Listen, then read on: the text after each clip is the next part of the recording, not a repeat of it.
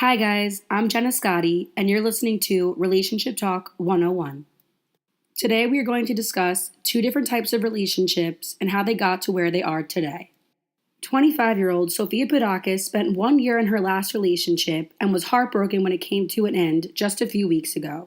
My relationship was with a guy named Gary. He was a really great guy, and how we met was fate. I somehow pushed it to a point where he ended up breaking up with me. But I guess that's the thing. You really don't know when things kind of get out of control, and people have different opinions and emotions on things. Things kind of spiral out of control, and we can't even see it coming sometimes. I just feel like I have a lot of insecurities and a lot of things I went through when I was a child, and I had a lot of toxic relationships. One previously before I met Gary, and it kind of stemmed into this. And I would pick little fights, and even though I didn't have trust issues, I trusted him 100% because he was a very loyal and honorable person.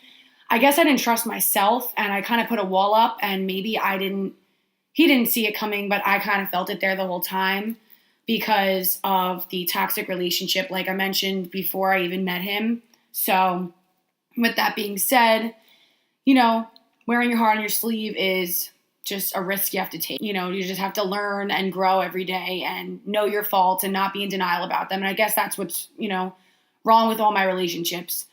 Everybody makes mistakes, and yeah, that does have a huge role in it, but I guess I was always in denial, and I never admitted to why I felt the way I did. And instead of acknowledging it, I would kind of always blame other people, or I'd always be like, no, it's fine. This is why this is. And now I'm actually seeing it right in front of me, and the other person I loved saw it in front of me too. And it's too late, but I hope we find our way back to each other because I really love him and I'm trying to better myself. And I guess that's all you can do. From this experience, what have you learned? What can you offer to others in terms of advice?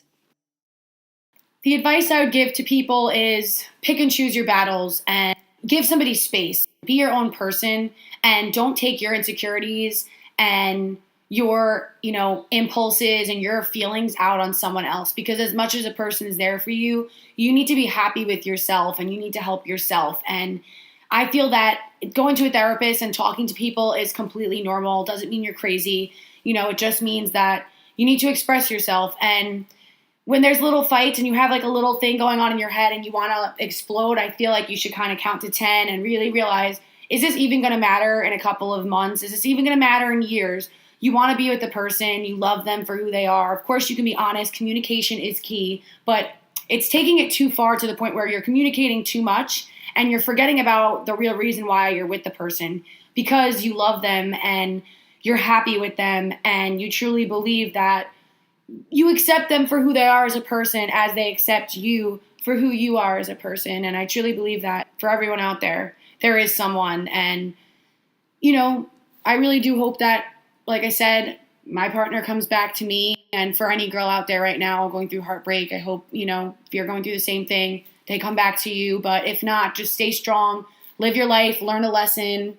It's all a learning process. You just have to be strong and take it day by day and don't make the same mistakes over again. And really, really don't be in denial. When you do something wrong and you feel like you're going to get upset, try to think of some strategies or ways to kind of distract yourself. Really just think about something before you say it, because you have to understand other people's points of views and feelings. And that's the most important thing. Well, thank you so much, Sophia, for sharing your experience with us. Thank you guys for having me. Next, we are going to speak with Laura Parker and how she luckily got out of her extremely toxic relationship. I think what once started as a great relationship just turned into something so toxic and turmoiled. And truthfully speaking, that just wasn't even my fault. My ex-boyfriend was very abusive. He had a severe drug problem.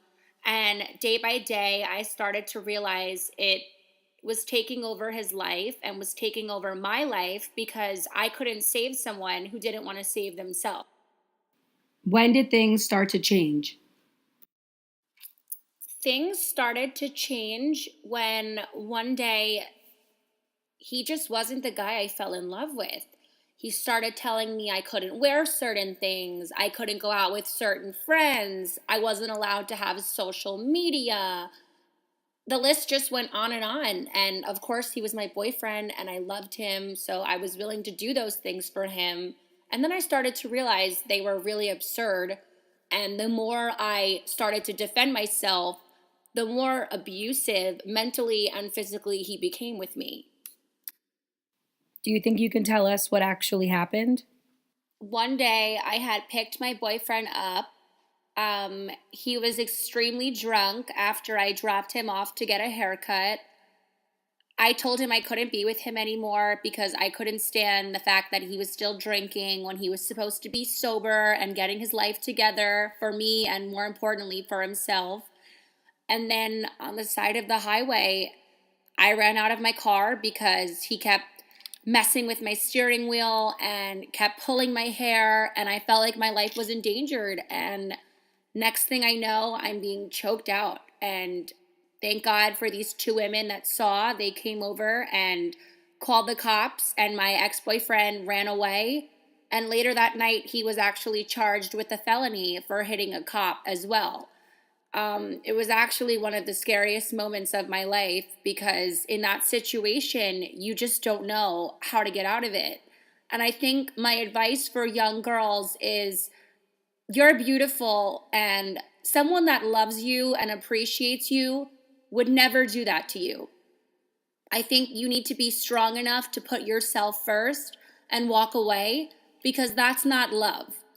Love is not judgment, hatred, abuse. Love is sacrifice, and love is effortless. Happiness should be effortless. And I think that's the most important thing people need to remember in these types of relationships today is that we lose ourselves sometimes trying to save somebody else. Thank you guys for listening. I'm Jenna Scotti, and this is Relationship Talk 101.